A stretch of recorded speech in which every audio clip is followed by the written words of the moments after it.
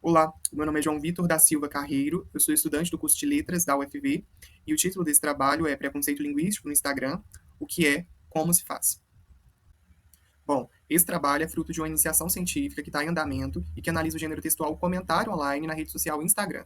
Sobre essa rede social, dados de 2025 indicam que mais de 66% dos brasileiros utilizam o Instagram. E isso corresponde a mais de 140 milhões de cidadãos. Então, essa rede social se apresenta como um espaço bem significativo para investigações. Em específico, esse trabalho vai analisar como o preconceito linguístico se manifesta nesses comentários. Portanto, vai utilizar os pressupostos de uma vertente teórica chamada de sociolinguística. Bom, está projetada na tela a imagem da publicação, cujos comentários vão ser analisados. Há aí o nome do perfil Irmandade de Tuntum, que é um perfil que reúne mais de 85 mil seguidores. Tuntum é o nome de uma cidade no centro-oeste do Maranhão. Então, esse perfil reúne, sobretudo, seguidores maranhenses, sejam eles da cidade de Tuntum propriamente, como também seguidores nas proximidades dessa cidade. Bom, a respeito dos objetivos desse trabalho, temos como objetivo geral compreender como que o preconceito linguístico se manifesta nesses comentários, tendo em vista as características específicas da rede social Instagram. Como objetivos específicos, temos mapear e classificar as ocorrências conforme o fenômeno de variação e a concepção gramatical acionada, explicar linguisticamente esses supostos erros que os internautas listam, relacionar os ataques a identidades estigmatizadas, utilizar as tipologias para compreender o design, como o design desse ambiente digital colabora para a disseminação de preconceitos e, por fim, discutir como a consagração de uma única variedade acaba por legitimar hierarquias sociais e também regionais. Bom, sobre a metodologia do trabalho, considerando que essa pesquisa lida com um gênero textual online, a gente usa como base teórica a análise do discurso digital, nos baseando principalmente nos trabalhos da linguista francesa Marianne Pavot. A postagem em análise tem um total de 273 comentários, e a primeira etapa dessa pesquisa é organizar esses comentários dentro das 4 tipologias propostas por Pavot. Essas tipologias, elas são responsáveis aqui nesse trabalho pela parte de macroanálise. Bom, primeiramente, tem um comentário relacional, que é o tipo que envolve um comentário de contato simples, de caráter fático e que tem 3 ramificações: enunciados de gesto, comentário link e também comentário agradecimento. O comentário conversacional, por outro lado, é nele que de fato ocorre interação, seja com o post, quer dizer, com a publicação, ou até mesmo com comentários que já foram feitos previamente a essa publicação. Essa tipologia conversacional tem 3 ramificações: comentários discursivos, metadiscursivos e também comentários troll. A tipologia deslocado é quando a resposta sai desse espaço típico de comentário e acaba assumindo outras formas, quando, por exemplo, se torna um e-mail ou um print que vira postagem. E não dá para saber, então, se há algum comentário desse tipo, já que a gente está analisando aqueles comentários que respondem na íntegra à publicação. Sobre o comentário sobre a tipologia compartilhamento, essa tipologia se caracteriza quando a pessoa, quando o internauta não comenta de fato na publicação, mas compartilha o post em uma outra rede. E, nesse caso, também não há como medir se há esse tipo de comentário. Sobre essas tipologias, elas são relevantes nesse trabalho porque elas ajudam a entender como que o design de interação do Instagram organiza as formas de participação dos usuários. E daí favorece ou inibe determinados tipos de interação. Bom, além da análise do discurso digital, que é responsável por organizar os comentários em macrocategorias, como eu disse anteriormente, esse trabalho também opera com conceitos da sociolinguística, e é daí que surgem as nossas microcategorias de análise. A sociolinguística, enquanto vertente teórica, entende que a variação linguística resulta da interação entre fatores linguísticos de um lado e também fatores extralinguísticos, quer dizer, condicionantes estruturais e sociais. Sobre os condicionantes estruturais, a variação ocorre em todos os níveis da língua, na fonologia, na sintaxe, no léxico, e também pode haver interfaces, como é o caso da variação morfofonológica. Já sobre os condicionantes sociais, a variação se divide em diatópica, que diz respeito ao lugar de onde se fala, também em diafásica, que diz respeito a quem fala, que envolve aí escolaridade, classe social e afins, além da diastrática, dizendo respeito a como se fala, estando mais ligada ao estilo utilizado pelo falante. Bom, ainda sobre a metodologia do trabalho, vale dizer que Marcos Bagno é o principal estudioso brasileiro que trata sobre a temática preconceito linguístico, então ele é fundamental aqui nessa pesquisa. Além disso, o autor Pagotto tem um trabalho que analisa a relação entre variação e identidade, sendo também bem importante para esse trabalho.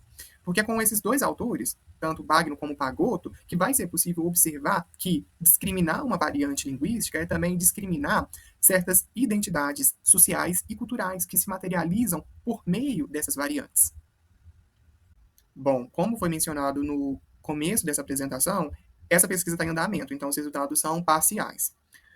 Esses resultados parciais envolvem as macrocategorias, ou seja, são resultados que dizem respeito à organização dos comentários de acordo com as tipologias propostas por Pavot, a linguista francesa.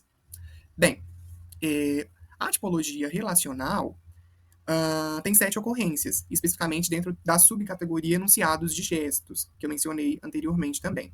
Os enunciados de gestos, eles são manifestações afetivas que são expressas por tecnosignos, sendo aí, né, como exemplo, emojis e outras reações visuais.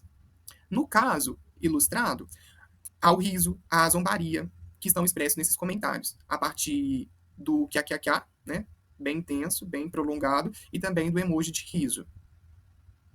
Por outro lado, a tipologia conversacional tem ocorrência nas 3 ramificações, diferente da anterior, que das 3 ramificações apenas uma esteve presente. Aqui no conversacional é diferente. Houve 261 comentários discursivos, ou seja, do tipo que expande o conteúdo da publicação de alguma forma, e nesse caso em específico foram mencionados erros de português, dos quais os internautas não gostam, respondendo à pergunta do enunciado da publicação. E aí os exemplos, né? Problema, te amor, nós vai, todos e todas. Além disso, houve também 4 ocorrências do comentário metadiscursivo, né, que é aquele que não se volta para o conteúdo temático em si da publicação, mas muito mais observar a forma, corrigindo aí a qualidade da escrita, ou fazendo observações sobre a ética da publicação, por exemplo. Dessas 4 ocorrências, eu trouxe uma em específica para ilustrar, que diz o seguinte: e o correto não é erro de português, o correto é erros da língua portuguesa. Por fim, o comentário troll, que é uma outra ramificação da tipologia conversacional, pode ser tanto discursivo quanto metadiscursivo. Só que o objetivo desse tipo de comentário é gerar confusão, é provocar os participantes.